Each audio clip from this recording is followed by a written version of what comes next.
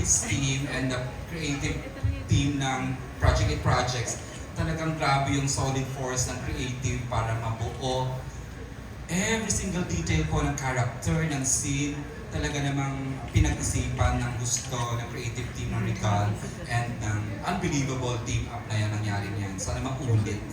And of course, even Sir Kit was so hands-on. Parang, oh my God, grabe yung Miss Rosel as well. Sabi ko, Miss Rosel, finally, we're showing. Any word as one of our producers? Well, after watching the movie, because I've seen it a few times, bilang isang beses, there's particularly so many scenes that hits me emotionally at mapapatawa ka. It's something that a lot of things that are very heartwarming, a lot of moments na reminds me of Maricel Soriano. No way. Yes, I mean, I'm not kidding because I grew up with Maricel Soriano. Parang tuwa ako dito sa batang pinapanood ko kasi parang bawat galaw niya natatawa talaga ako. And of course, si JM. Kanino? Pwede, baka may reference Ayaw ko ka. ha? May Kay reference Fiam, ka ba? actually, kasi parang it's so natural. Kung Maricel si Fiang, sino naman si JM? Talaga yun ang spot But si JM is really unique. I don't know who as a young star before, pero si JM really has the eyes na talagang, the way he does his acting and how, as a best friend, he has a secret admiration sa best friend. Mararamdaman mo talaga. Yun talaga. I mean, it's so natural. Parang they're not really acting. Nakaka-carry away on sa next scene. Especially one scene, more towards the third act, na napaiyak pa ako. Seriously, napaiyak niyo ako. So, I hope that you guys, when you watch it, talagang magtutuwa. May 5 tayo sa Mega Mall.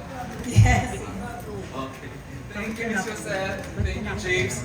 At this point, react lang muna kasi JM Fiang sa sinabi ni naiiyak. The new Maricel Soriano. Comment sa sinabi ng producer natin, Fiang. Nakaka-pressure naman po yun. Speechless. Sobra. Nagulat ako sa revelation. Ganun level ganyan. Maraming salamat po, pero naiyak ko eh. Uy, hindi ganyan si Fiang. Na-speechless talaga kasi usually may sagot agad yan eh. Pero ngayon, hindi niya alam matos eh. Kasi ako nagulat din ba, Miss Rosel delivered. Nakakatuwa. Nakaka-pressure. In relatability siguro talaga ng pelikula, ang lakas. And of course, yung may mata raw, tayo walang mata. Si JM may mata daw kasi. JM may mata ka daw. So ibig sabihin, importante ang mata sa isang aktor. Any word, any comment? Thank you, ma'am. Hindi ko rin alam ano sasabihin. Thank you po. Siguro, thankful po kami sa Regal sobra. Kasi bukod sa sila yung nagbigay ng first love namin sa SRR. And yung dream team namin na magkaroon kami ng solo film, sila din po tumupad. So sobra yung nararamdaman namin para sa Regal. Sobra na kung gaano kami ka-grateful na meron kaming sila. So sana po proud kayo sa pelikula natin.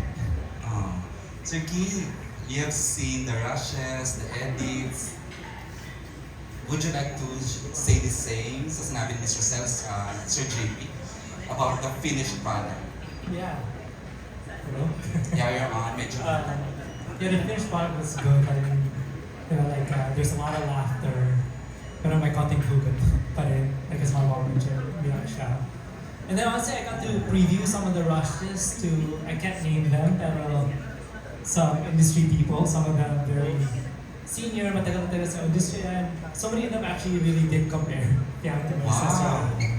So like, not just my mom, but a lot of places for You had it previewed by different ages, parang gano'n. Yeah. On the same page. I can't name who, baka mahuli sila, pero yeah. Awag na lang. And of course, JM did good. Pero even like the other cast members, like Yuki, Sam, JM, the whole time I was like laughing at their jokes, their chemistry on screen. So it just came together really nicely. And then when you see Dustin in the EU world, superstar talaga dating niya. It just came together nicely, I think, from start to finish. Siyempre, you were part of the selection process ng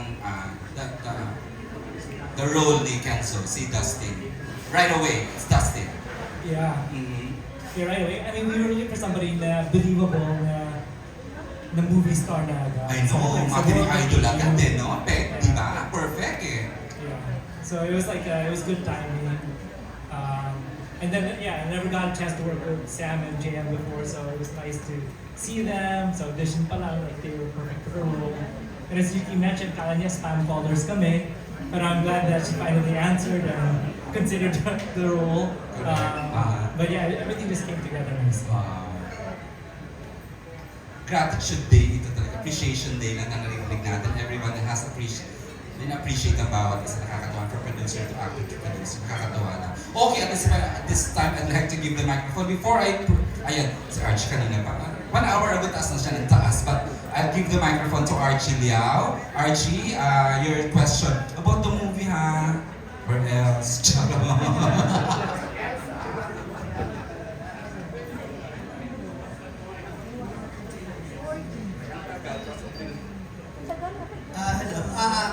Dalawa lang yung questions ko, ano? Una kay Dustin. Doon sa unang pelikula mo, bali, lumalabas na third wheel ka dun sa isang love team.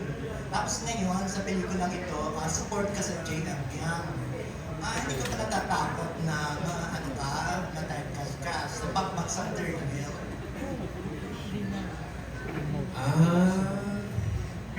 Hindi ko yung siya. Ko kasi dito, parang magkaiba siya eh. Kasi dito, hindi ko alam paano ko sasagutin. Baka kasi dito kasi medyo... Let me just, before sumagot si Dustin. Kasi po, when we do casting naman, hindi kami wala kami pinanggagalingan kalab team siya ganyan sa TV, kalab team siya ganyan sa reality show. Wala kaming ganong idea. Dustin is Dustin as Kenzo. Tapos. So, feeling ko naman even Dustin, wala lang sa'yo, di ba? Parang, would you like to answer that? Of course, yeah. Dito kasi parang a-fiction ako. I mean, character talaga ako dito. Clear naman from the start na hindi ako part ng relationship or what. Napapanood niyo yun for sure. And doon naman sa tapos ng pelikula, I don't think, honestly, na third wheel ako. Kasi tatlo naman kami. I mean, it's a love story between 3 people. So, I think, hindi naman po ata ako mapapansa ng pangbansa. Thank you. Okay. Ang next question ko para sa JM Yang. Sa interview kay PBS, inamin mo, JM, na nililigawan mo si Yang. Ngayon, since it's National Aminang Day, tatanungin ko si Yang, ano ba yung real score sa inyo? Very open po kami patungkol sa aming relationship na nililigawan niya po ako. And yeah, very open kami na tagal na din namin sinasabi na naliligaw pa din po si JM hanggang ngayon. So, Hindi pa sinasagot. masyado pa pong mabilis. So, yun po, up until now, si JM still courting me. So, ang pangit po kasi kung mamadaliin namin yung isang bagay na hindi naman kailangan lagi nagmamadali. And of course, mas focus din kami pareho sa career namin while doing our thing. So, ayun. Naniligaw pa din po si JM. JM, anong masasabi mo doon? Yan, totoo naman po yung narinig niya. Since then naman, naging vocal ako sa part na yun. And, yan. Sabi ko na hindi ko narinig ang mic ka, Archie. Charot lang! Joke! Just kidding. Okay, who I'd like to ask the first, Goldwyn, about the movie please. Let's focus about the movie, sorry. Thank you. Here's Goldwyn.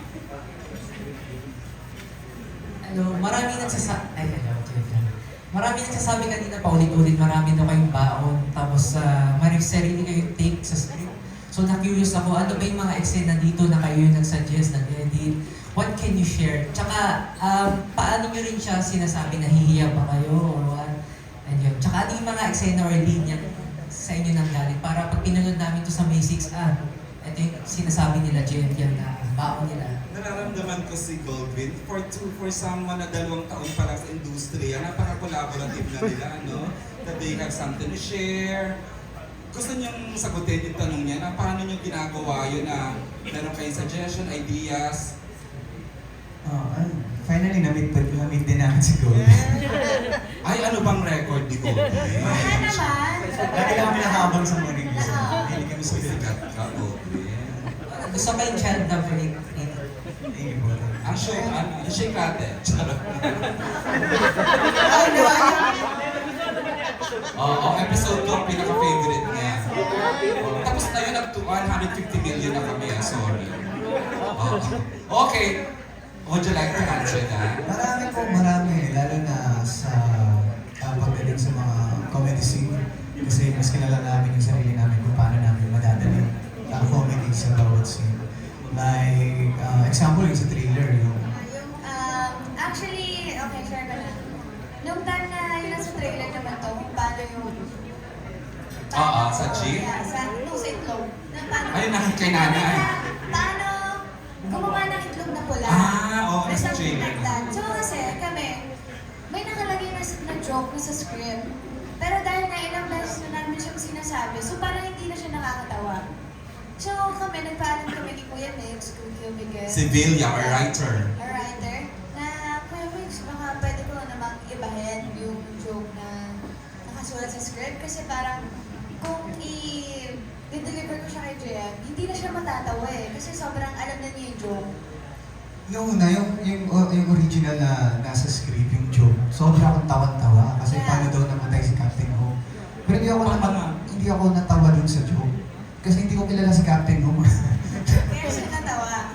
Pero dahil Ulit nga, natawa ko ngayon, dahil hindi ka natawa.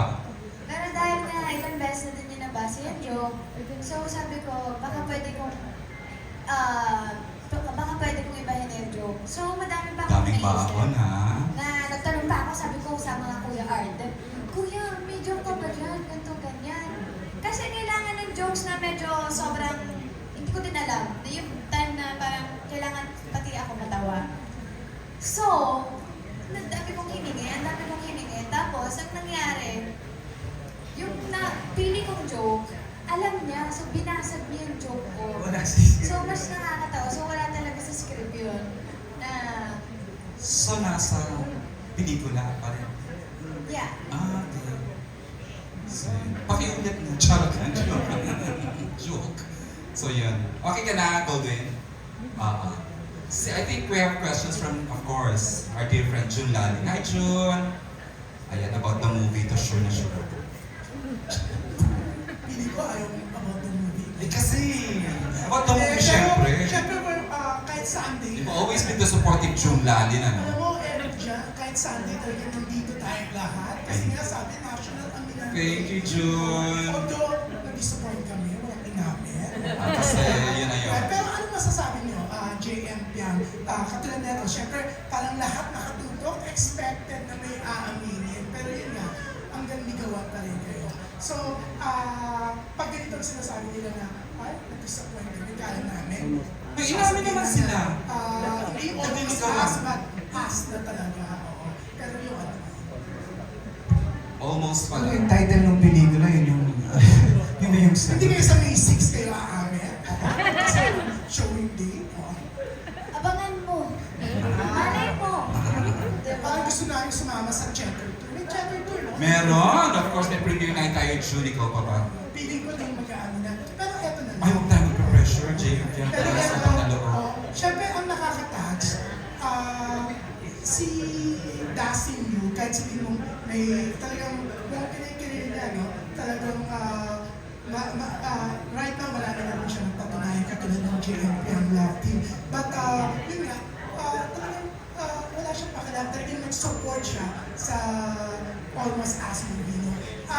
Anong masasabi niyo sa, yun nga, pagiging very accommodating, mapagbigay niya, Dusty? Considering he's a solo star alone already, or kung meron man love team with B, pero he said yes to say yes to. And, Diba? Almost tapos Us. ang nakakatuwa, AJ, no? Nandito siya, he attended the press con, tapos mamaya, nandun siya sa kick-off mo, show. Napupunta ka, di ba? Sa Robinson's Galleria. Sabi mo. Oo, sabi nga. Pwede naman magsabi kahit hindi totoo. Okay. Dustin, saan ang gagaling yung humility, yung... Doon ka lang gagaling, no? Considering na solo star already. Diba talaga, di ba? Pero yun nga, ikaw muna Dustin, tapos sila, anong reaction nila na nagsusupport ka dito sa Almost Us? Well, ako kasi, malaki din talaga yung tiwala ko sa Regal. And nung pinitch naman siya sa akin, talagang naging klaro naman kami sa bagay-bagay.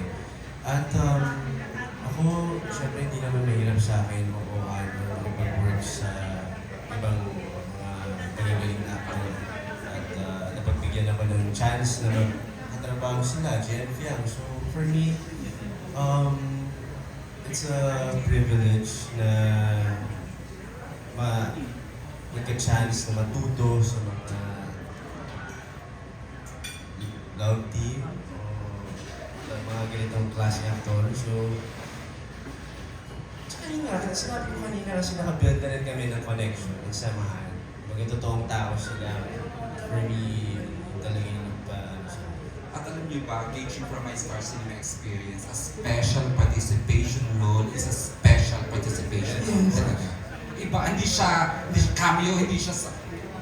Diyan ako naniniwala, napaka-importante nung role ni Dustin as Kenzo in a very special participation.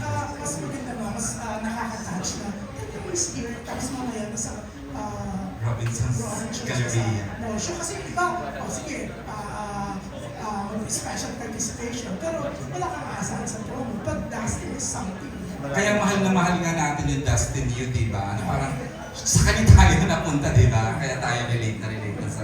Ako rin, bias ko yan eh, alam nyo yan, di ba? Pero yan, ano reaction ng JM? Ako nung una pa lang nalaman ko si Dustin yung gagawa, yung gaganap ng Kenzo. Perfect.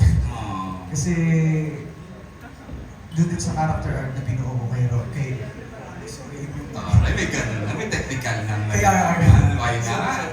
Actor na actor, PH na. Charot.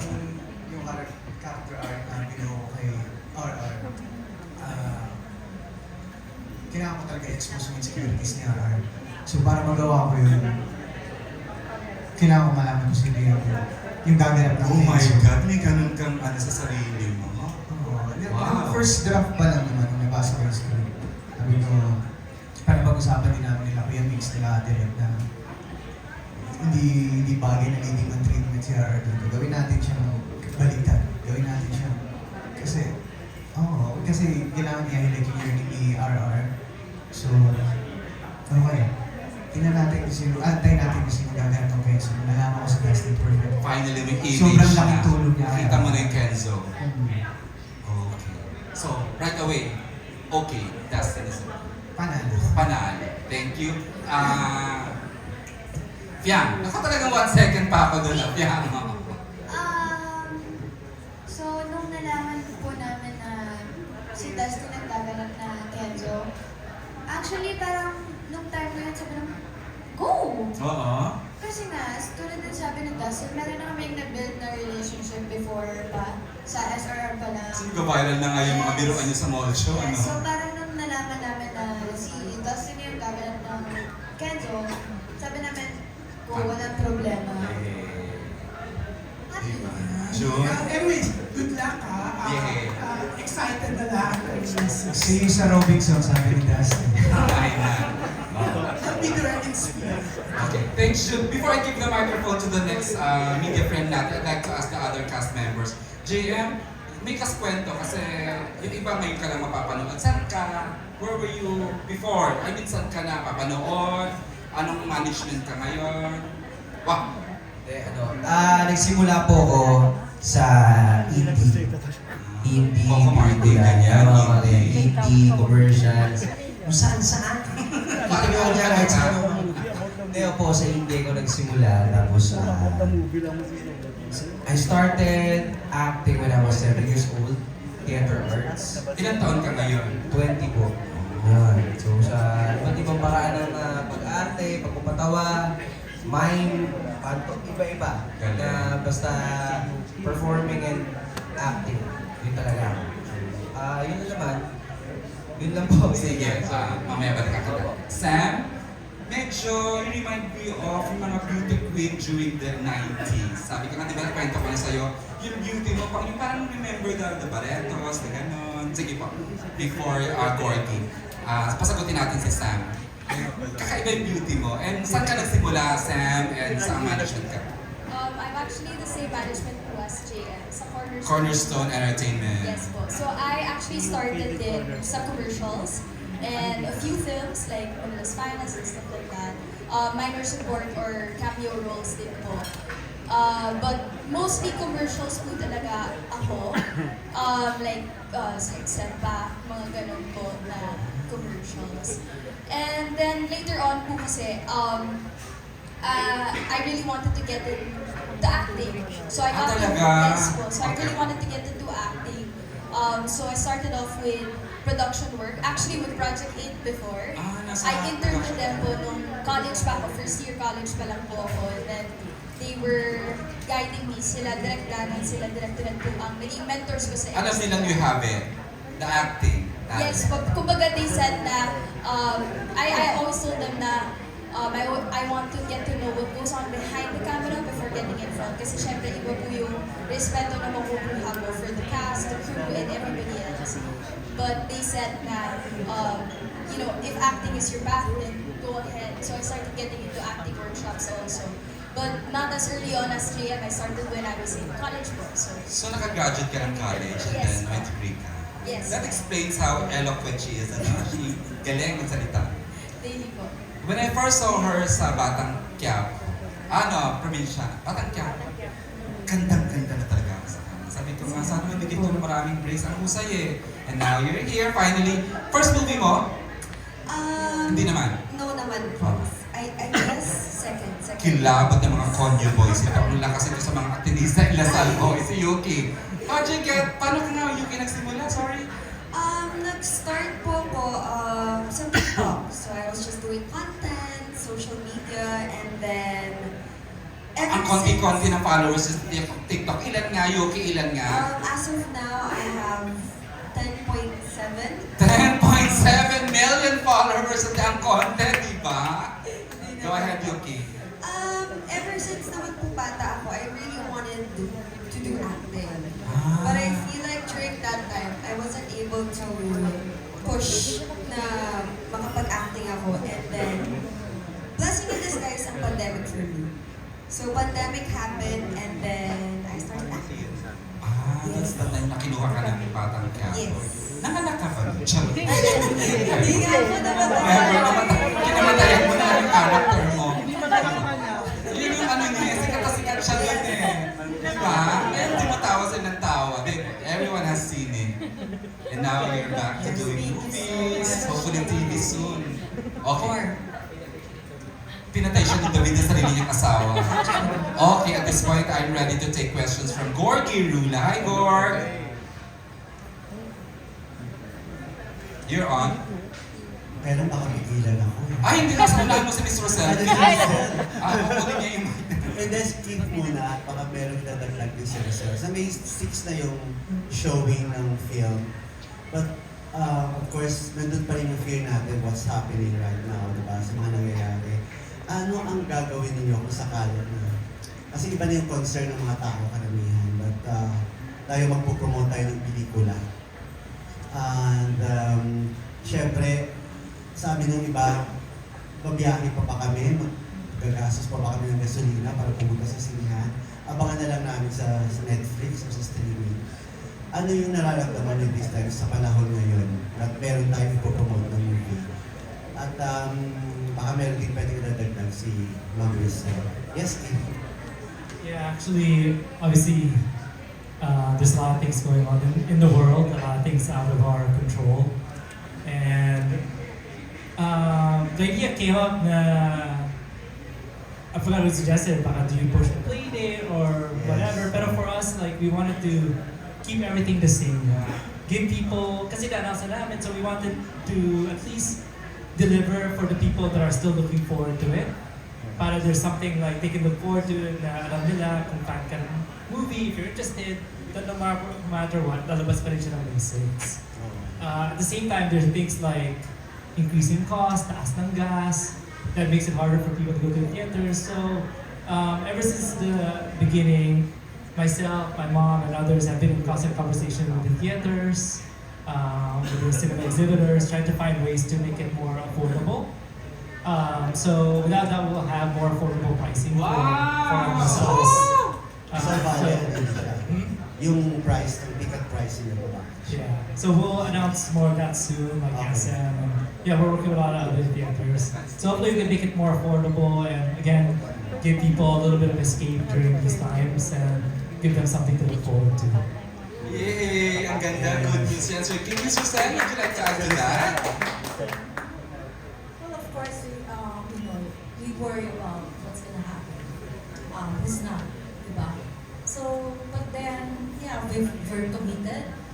We're committed na talaga. We've planned and committed and actually patapos na rin yung pangalawang pelikula.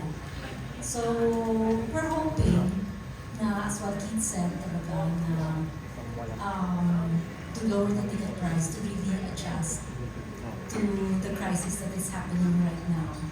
Para naman, in a way na mapasaya na rin natin yung tao. There's a way for them na, even for a little time, to feel something that is away from, to escape from what's happening. Kasi even me, I'm really affected with what's I can happening. tell from your post. Again, affected. Sa posting mo yung Suzanne's emotional about a lot Oo. of things, no? Jason na lang. Go ahead. Honestly, EJ, like if we were to push it, diba, like it would make the problem worse kasi mawala ng trabaho yung mga tao. So like we really want to make sure we stay consistent and yeah. Oo. Tanong ko na rin kay Lasa na, kay Yuki at saka kay Dustin. Kasi natanong na rin si JM at saka si Fiam about dun sa kung nakaka-relate din sila siguro sa title na Almost Us. So, Yuki, pagdating ba sa personal, sa love life mo, Almost Us pa rin ba kayo or done na? Ay! Very good! Are you comfortable answering the question, Yuki? Ang pwede mo lang Ano share lang sa pwede mo amin. share? Go, Dustin. Take the floor. Okay. Hindi, si JM muna. Charot lang. Ikaw muna, bro. Ikaw muna, bro. Wag na upo. Sige, bro. Nakaka-relate ko daw ba? Eh, ang tanong talaga sa'yo pinupukol. Oo. Kung ano lang, das. Oo, ano lang pwede mo share. Sabi ko lang na nakaka-relate silang dalawa. Tama, no? Oo. Yes. Nakaka-relate yung movie. So, Maraming makaka-relate sa movie. Sa Almost. So, Dustin, kahit spotted na kayo kung saan, Almost Us pa rin ba or ano? Habang pinipisi lang aking... Oo, sino ba? Charot lang. Is she part of the movie? Charot. May 6, Almost. Okay. How about you, Yuki? Ano ba pwede mo share? Ayan po, showing po ang Almost Us, May 6. Abangan na lang po. Ay, nako. Sige, thank you. Words kasi ganito. In as much as gusto ko rin namang makakuha tayo. Sana, kasi di ba na naging uncomfortable na pumunta yung artista tapos hindi sila ready. Maging kasalanan ko to na hindi ko napigil. Diba? Sorry, Gorga, maintindihan mo naman. Spark ko. Charot lang. At saka ano. Ayun. Pasensya, Gorga. Hindi ko rin talaga kaya sa pressure na kung ano man yung gusto nilang sabihin. We have to respect it. Okay. Thank you, Gor, for understanding. Tama ni Suster. Who is? They're mature to say that what they want. Ayun, oo naman. The fact na yun ang kaya i-share, respect na lang natin. Okay, thank you, Gord, and everyone. Okay, we will entertain more questions. Wow, I love you, Jerry Olea. Go ahead, Jerry O. Kanina ko pa hinihintay na may magtanong eh. Kasi ang lakas ng dating ng trailer, lalo na yung eksena sa jeep. Kumusta nang i-shoot ninyo yun? Nakailang take kayo? Nahirapan ba kayo? Naging awkward ba or what? Namala tuloy si Jerry Olea. Actually, may nasa pool na. Charot mo. Naalala ko yung sa trailer. Malakas ba kumampas? Hindi, one take lang ba yun?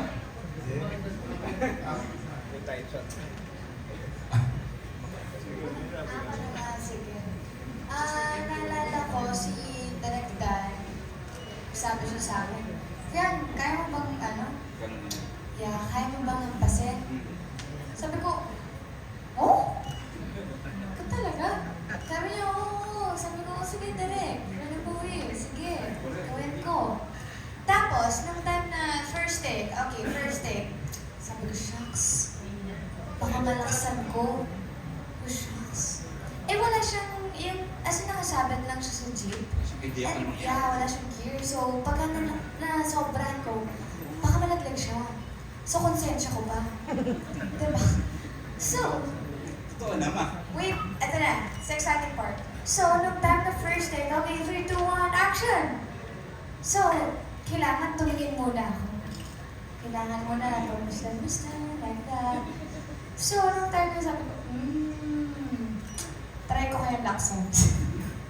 So, first day, Wala siyang idea ang gagawin mo yun, Tiang, ha? wala Okay. talaga. So, nung first take, as in full force, sabi ko, pak! Kasi nilaksan ko talaga na, check ko lang kung masakit pa talaga sa mga lalaki. Diba? Curious lang ba? Curious ako. So, nilaksan ko siya. Tapos sabi niya, ah! As in, ah! Arte? Yung arte like, ah! Ayun. So, sabi niya, ah! Tapos matig na siyang malaglag. Paano mo nakita yung reaction niya? Covered ng bubong yung mukha Eh, niya. syempre, ah! Okay. Baba siya. Baba siya ba? So, that time, sabi ko, oh my God, sorry.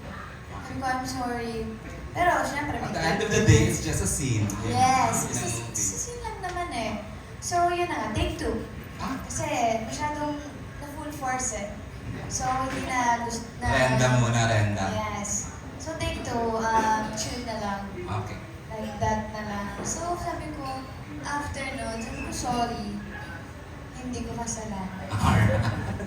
Pero yeah, madami pong take yun. Kasi, meron pang closed up, and then meron siyang wide, and kasi yung location namin na nasa jeep lang. So, medyo mahirap siya sa camera.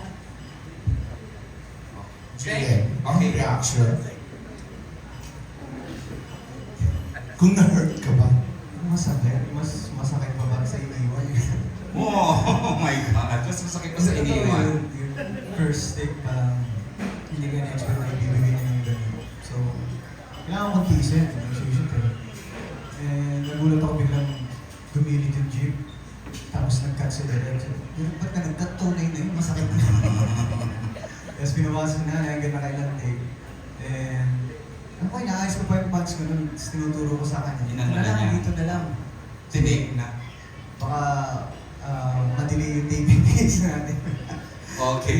Masyado na mahaba about that topic, ano? It's just a scene. Patunay yan talaga na, no, na hindi sila nag-attitude. Oh, ay, hindi talaga. Sorry, I can speak na rin first para sa TV ethics nila. Not Jerry O.